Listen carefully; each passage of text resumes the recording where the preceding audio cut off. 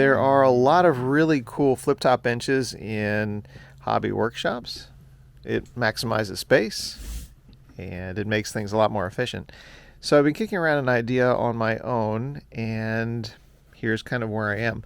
I didn't make this bench. This came with the MK2, this metal lathe over here, this old Craftsman that I picked up last summer. And I knew that I wanted to put the lathe on a permanent bench and really bolt that down. But I held on to this bench, this rolling cart that it came with, because I wasn't quite sure. I wanted to get rid of it, and I had some ideas on how to use it. And I think this is what we're going to do to turn this into a flip-top bench. Here's my thinking after staring at this thing and putting a lot of thought into it. As far as turning this into a flip-top cart, the way this was welded together, we've got a 2-inch pipe that's welded across the bottom of that shelf there. We've got another 2-inch pipe underneath the shelf here. And again, this is welded. It's really, really strong. It's got a lot of rigidity. And initially, I was thinking of cutting that pipe on the ends so we had a shaft to go through. But the more I looked at it, the more I thought, I think we can just leave that in place and build some bushings or some clam parts that would go around that so we could spin. And here's my design. So having a 3D printer to make prototypes and test things out is really useful. And they've come a long way in the last decade. I remember the first couple ones I built, which were pretty bad. And they've gotten very affordable, and for banging out ideas, they're just an incredibly useful tool.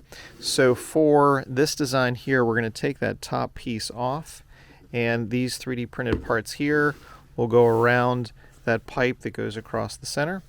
And this distance here is for a 2x4. So 2x4 will go in like this and like this.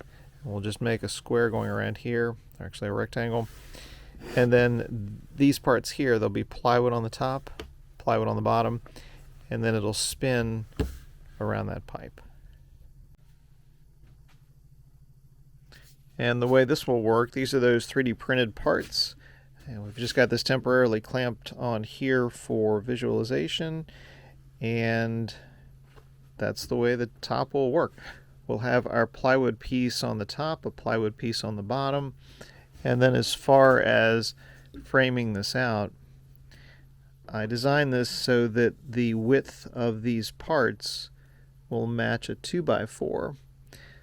So this will go like this will go across like this, and we'll frame it in with 2x4s. Maybe put another one in the middle somewhere, maybe on both sides here to support our plywood top, and then we'll just be able to spin. As far as locking it down, when the top is towards the end here, we'll work out some sort of pin mechanism to go through here and secure it. This kind of shows the way this will be set up as it's sandwiched between the plywood and surrounded by the 2x4s. And pretty straightforward. We've got our 2 longer pieces, our 4 smaller legs that go on either side of those 3D printed bushings. And the next part is to set this up on one of these plywood pieces and start building it up from the bottom.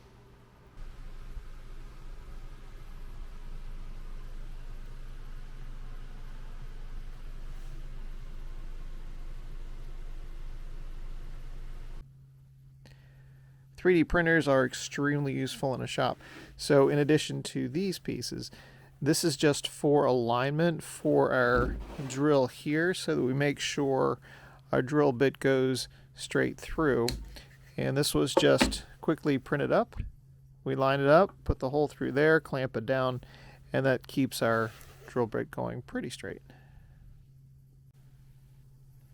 We've got our flip-top bench all set up and working. The next thing is to get some of these wires under control. So instead of picking up another power strip, I've got a bunch of these laying around.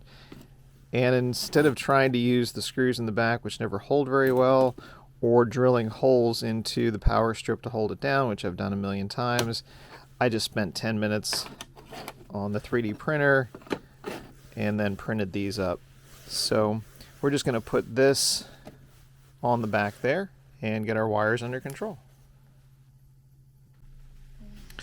There's just our quick hold down for our power strip. That's pretty much our finished cart for right now. We've combined 3 tools into one compact place, and in a small 12 by 20 shop here, every square foot, square inch is really important. And the nice thing, another nice thing about this is we're on wheels here, and those are locking casters. So we can slide this outside if we've got a lot of stuff to do that's going to create a tremendous amount of dust, and we don't want to keep that in here. So it's mobile, movable, 3 tools in one spot. Everything seems really, really strong. It's kind of fun to use 3D printed parts for some of these bushings and bearings. A lot of the weight is not necessarily on here. We've got it shared with the 2x4s and the plywood. So while there is considerable weight on here, it is kind of dispersed. And if we need to reprint these, we certainly can at any time.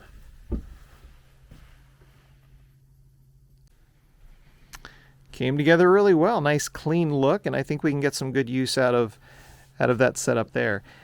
And now on to other projects. We've got a table saw to unbox. We've got a mess over in that side of the shop to get into. So lots of things to get back to work on in here. And I will again admit that Mr. Cool up there, which was a fun, easy install, has made it so much nicer out here in the wintertime. Moving along. Thanks very much for taking a look.